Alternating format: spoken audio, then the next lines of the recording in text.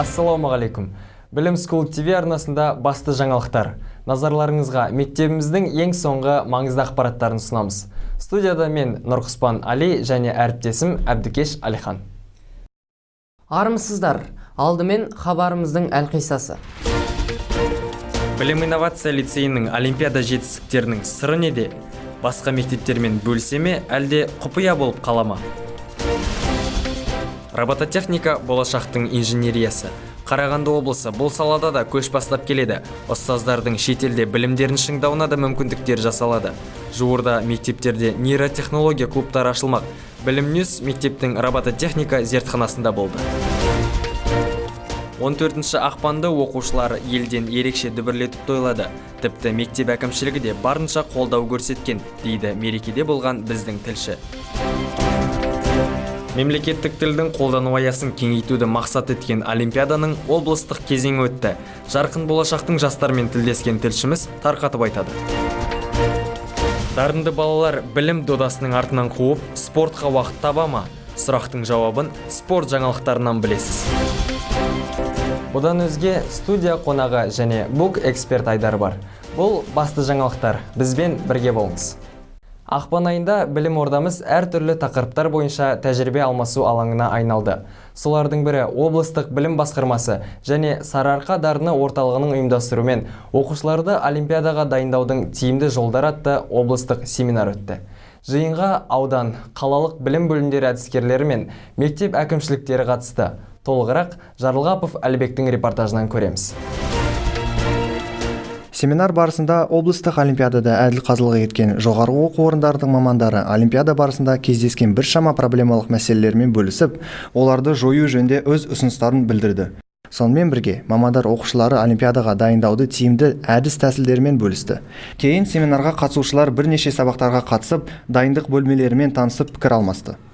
Жалпы олимпиадаға дайындаудың тиімді жолдары атты облыстық әдістемелік семинардың мақсаты облыстық олимпиаданың биылғы жылғы өткен қорытындысы, сондағы кеткен кемшіліктер, сол кемшіліктерді қалай шешеміз, кемшіліктерді шешу үшін қандай жұмыстар атқаруымыз керек, және де осы қазақ-түрік лицейлерінің озық тәжірибесін таныстыру. Келесі кезекте қонақтар мектебімізде жасалып жатқан бірнеше инновациялық жобалары мен оқушылардың еңбектерімен танысты. Семинар рефлексия сұрақ-жауап бөлімінен аяқталды.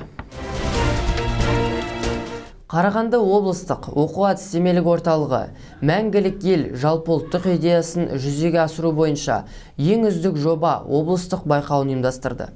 Made in KTL, Project Based Sum, Club Challenge, шабыт келді авторлық жобаларымен қатысқан мұғалімдеріміз Төлепбергенов Азамат пен Узганбаев Әзімбек ең үздік инновациялық жоба номинациясын жеңіп алды.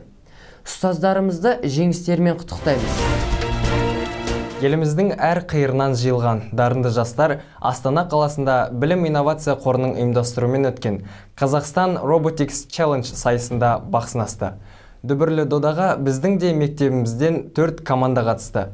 2 командамыз алтыннан алқа тақса, басқа 2 командамыз қола алқаны еншіледі. Мектебіміздегі робототехника қалай аяққа тұрып есейіп келе жатыр? Робот құрастырушы оқушыларды тыңдаған орынбасар Шерхан айтсын. Мен дәл қазір робототехника зертханасындамын. Балалардың жұмыстарын бірге тамашалайық. Сабақтардан тыс уақыттарын зертханада өткізетін оқушылар күнделікті дайындықтарының арқасында жарыстарда жеңімпаз атанып жүр. Сонымен қатар бұл жеңістерде Қарағанды облыстық білім басқармасының да үлесі зор. Оқушылардың робототехника саласында білім алып өздерін жетілдіруіне қолдау көрсетіп келеді. Жуырда мектепте нейротехнология клубы енгізіліп, оқушылар жасанды интеллект жүйесімен айналыспақ. Ақпан атаулы күндерге толы ай емес. Алайда, білім инновация лицейлерінде 14 ақпан ерекше аталып өтеді. Бірақ, сіз ойлаған мереке емес. Бұл қандай ерекше күн екен? Әріптесім Жарылғапов Әлібек айтып береді. Бүгін бізде өте ерекше күн. Ақпанның 14-сі, яғни тәрбиеші ағаларымыздың мерекесі. Қазіргі көріп отырғаныңыздай, оқушыларымыз тәрбиеші ағаларымызды күтуде. Бірер секундтен кейін біз оларды құрметтеп тамашалайтын боламыз.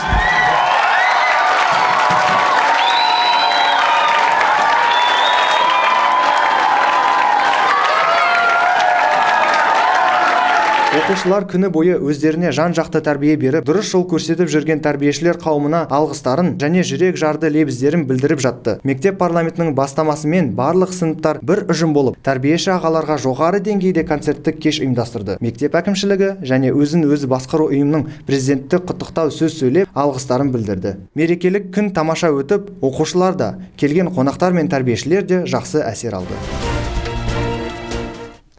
Білімді ұрпақ жарқын болашақтың кепілі. Қарағанды облысы білім басқармасының қолдауымен жарқын болашақ 9-шы республикалық қазақ тілі олимпиадасының облыстық кезеңі өткізілді. Олимпиадаға аудандық, қалалық кезеңдерден сүрінбей өткен 150-ге жуық дарынды жастар қатысты. Олимпиада 5 конкурсты қамтыды. Тілшіміз Манапалинер толығырақ баяндайды. Республикалық жарқын болашаққа іріктеу кезеңі басталды. Бүгін лицейімізде облыстың жан-жағынан келген оқушылар сайысуда. Жарқын болашақ қазақ тілі олимпиадасына оқыту тіліне қарамастан жалпы білім беретін мектептердің 7-11 сынып оқушылары қатысты. Және де жарқын болашақ олимпиадасының мақсаты мемлекеттік тіліміздің қолдану аясын кеңейту, қазақ халқының мәдени, әдеби және рухани қазыналарын кеңінен насихаттау, оқушылардың шығармашылық, ізденушілік қабілеттерін, мәдени дүниетанымын дамыту болып табылатын. Олимпиада барысында жастардың еңбектерін бағалауға облысымыздың жоғарғы оқу орнынан ұстаздар, ақын жазушылар қазылық жасауға шақырылды. Әділ қазылардың шешімі бойынша жалпы саны 60 оқушы жүлделі орындармен марапатталса, ең үздік 10 оқушы сәуір айында Астана қаласында өтетін республикалық кезеңге жолдама алды.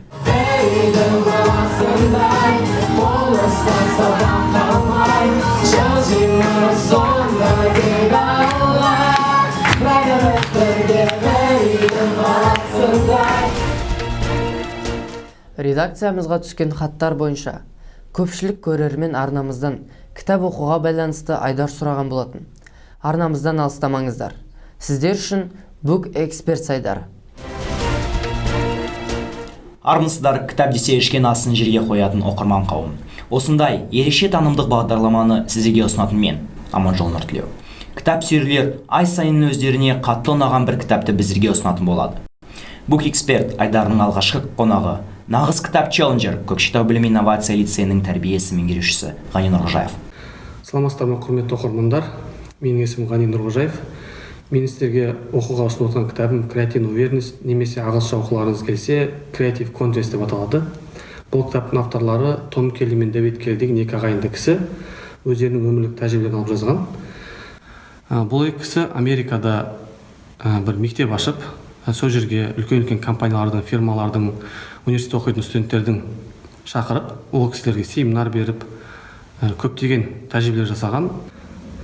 Жалпы айтатын болса, бұл екі кісінің кітапта бірнеше кеңестер бар, солмен бөлісейін. Біріншісі, ол кісілер креативте болу үшін ешқашан бірінші айтатын нәрселері қорықпау керек, жаңа нәрсе бастаудан. Мысалы айтатын болсақ, Томас Эдисон, ол кісі өзінің ашқан жаңалықтарын ашу үшін 10 мыңға жоқ тәжірибе жасалған айтылады. Сол себептен сіз егер жаңа бір нәрселер ашқаныңыз келсе, ешқашан біріншіден қателік жасаудан қорықпауыңыз керек. Екінші айтатын нәрсесі, әрдайым жандарыңызда қалам мен қағаз тасып жүру. Неге десеңіз, адамның ойына кез келген уақытта көптеген жаңа идеялар келеді екен, бірақ ол ойлардың адамның миында сақталу уақыты 25-30 секундтан аспайды екен. Егер сіз сол идеяларыңызды сол сәтте қағазға түсірмесеңіз, ол идеяларды кейін ұмытып кетеді екенсіз. Креативті ойлау, креативті сенімділік қазіргі заман талабы. Егер заманға сай әрекет еткіңіз келсе, осы кітапты оқыңыз. Өте тартымды ұсыныс үшін Ғани мырзаға алғысымызды білдіреміз. Мен өзім міндетті түрде оқимын. Сіздермен қоштасамын. Кезекте спорт жаңалықтары. Ассалаумағалейкум. Сіздермен орынбасар Шерхан. Спорт жаңалықтары айдары. Мектебіміздің спортшылары түрлі жарыстарда бақ сынап, жағымды жаңалықтармен біздерді қуантты. Ендеше тарқатып айтайық. Жауынгерлік самбоның облыстық турнирінде Магауиев Алихан бірінші орынды иеленсе, Петропавл қаласында өткен республикалық таеквондо чемпионатында Қуантай Ерген барлық қарсыластарын жеңіп алтын медальды еншіледі. Естеріңізге сала келсек, спортсүйер жастарды тәрбиелеп жатқан Арлан спорт клубының жетекшісі Жакупов Сәрсенбек облыстың ең үздік жаттықтырушысы атанған болатын. Ал енді әлемдік жаңалықтар. Жылдың ең үздік спорттық оқиғаларының бірі Головкин мен Джейкобстың жұдырықтасуы. Бүкіл әлемнің назары қадалған бұл жекпе-жек 18 наурызда Нью-Йорктегі Madison Square Garden аренасында өтеді. Айта кетейік, Геннадий Головкин кәсіпқой рингте 36 рет шығып, 36 рет жеңіске жетті. Кездесулерінің 33-ін нокаутпен аяқтады. Америкалық боксшы 32 жеңіске жетіп, 29-ын уақытынан бұрын аяқтаса, бір мәрте есе жіберіп алған. Екі жақтың да бапкерлері бұл жекпе-жек нокаутпен аяқталады деп отыр. Жерлесіміздің Нью-Йорктегі кезекте биг драма шоу жасайтын күнін асыға күтеміз. Гена, біз сенімен біргеміз. Ендеше сәттілік, еліміз сау болсын. Әрі қарай бүгін болашағың фильмін тамашалаңыздар. Біз сіздермен қоштасамыз. Әзірге айтарымыз осы. Қош, сау болыңыздар.